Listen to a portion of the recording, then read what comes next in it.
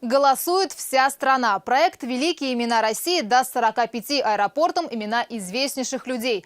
В голосовании принимают участие и 2 татарстанских – Казань и Бегишево. На первом этапе оргкомитет принял более 100 имен. Среди них были и царица Суембике, Минтимер Шаймиев, Габдулла Тукай, Муса Джалиль, Андрей Туполев. Но до второго этапа дошли лишь 18 имен.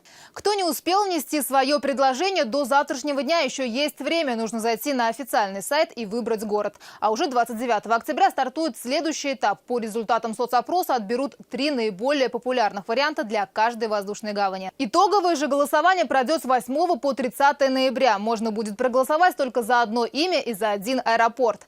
На сайте, в социальных сетях, по телефону горячей линии, даже на борту самолета или в поезде анкеты будут раздавать волонтеры.